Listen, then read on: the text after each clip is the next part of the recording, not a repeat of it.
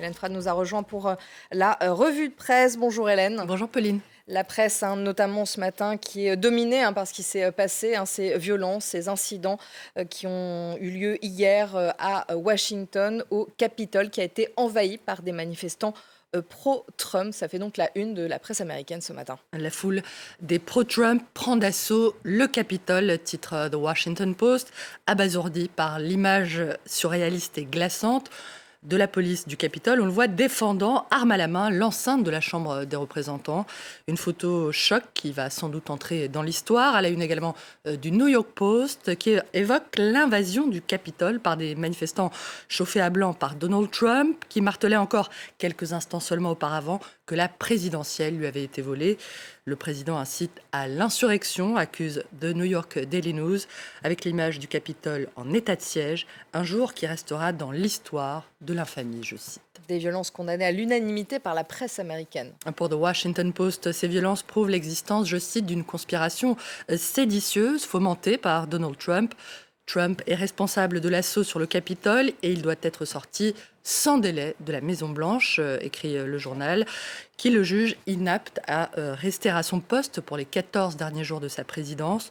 Le journal estime que chaque seconde supplémentaire passée par le président sortant dans le bureau ovale constitue, je cite, une menace à l'ordre public et à la sécurité nationale.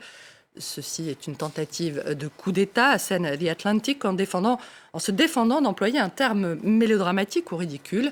Une foule a pris d'assaut le Capitole et a fait usage de la violence pour stopper la certification des résultats de la présidentielle par le collège électoral, justifie le site américain. The New York Times, dans un mélange de colère et de fatalisme, juge que ce qui vient d'arriver est le résultat finalement prévisible de la stratégie des pro-Trump. Pendant des années, des arnaqueurs professionnels, des trolls, des partisans sincères et des opportunistes politiques ont semé les mensonges conspirationnistes. Nous assistons maintenant à la récolte de leurs fruits, écrit le journal. Une amertume d'ailleurs partagée par The Los Angeles Times. Trump n'a pas cessé d'évoquer le carnage américain, puis il en a fait sa réalité, je cite. Le quotidien de la côte ouest assène cette obscurité dont parlait Trump, produit de son imagination fébrile, fruit de l'illusion, de l'égoïsme et de la provocation délibérée du président, s'est finalement manifesté mercredi. Et la presse conservatrice est tout aussi indignée. The Wall Street Journal évoque la honte de Capitol Hill et presse tous les républicains, sans exception, à poursuivre la certification des résultats de la présidentielle et à reconnaître la victoire de Joe Biden en condamnant sans ambiguïté aucune les mensonges sur la présidentielle volée. The Wall Street Journal, Pauline, qui enfonce d'ailleurs un peu plus le clou en tenant Donald Trump pour principal responsable de la victoire des démocrates au sénatorial de Géorgie. Mais même s'il a raflé la mise, Joe Biden ne doit pas se réjouir, d'après The Washington Times. Le quotidien ultra-conservateur prévient que le président élu n'aura de ce fait aucune excuse pour ne pas mettre en œuvre ses promesses dans les mois qui viennent. Beaucoup de réactions du côté également des dessinateurs de presse. Pat Bagley ironise sur l'attitude de Donald Trump qui se présente comme le grand défenseur de la loi et l'ordre tout en jetant des cocktails Molotov à base de vodka Trump sur le Capitole. David Rowe, lui, le représente en Néron, l'empereur fou de la Rome antique qui avait fait brûler sa ville. Rome en flammes, devenue Washington en feu. Dans le dessin de Matt Davis, ce sont les égouts que Donald Trump a détournés vers le Capitole, qu'il noie, on le voit, sous des litres d'eau sale.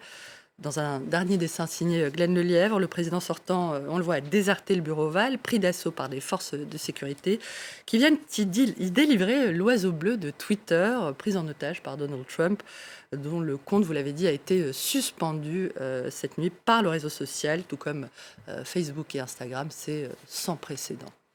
La presse étrangère est également sous le choc. Anarchie aux États-Unis, s'alarme la version britannique du gratuit métro en détournant, tout comme plusieurs quotidiens outre-Manche. Ce matin, la mythique chanson des Sex Pistols, Anarchy in the UK, The End, la fin en version originale, titre Il Manifesto. Pour le journal italien, le film du mandat Trump se termine mal, très mal. Il était une fois en Amérique. Le journal La Stampa reprend, lui, le titre du film de Sergio Leone. Il était une fois en Amérique. L'histoire racontée sur 45 années d'un mafieux de New York et de quelques-uns de ses amis. En Belgique, le soir évoque le chaos américain et les dernières cartouches d'un président aux abois Les républicains ont tout perdu, écrit le journal, la présidence, le Sénat, la Chambre des représentants et l'honneur. Merci Hélène pour ce tour d'horizon de la presse américaine et de la presse étrangère en réaction à ce qui s'est passé donc hier au Capitole. Et j'ajoute, on parlait des tweets de Donald Trump, un membre de Twitter affirme donc que Donald Trump a, ça y est, retiré ses tweets qui étaient donc malvenus, et donc ça a donc été fait. On attend, mais normalement c'est confirmé, c'est confirmé. Je vous retrouve dans quelques minutes pour la suite de Paris Direct.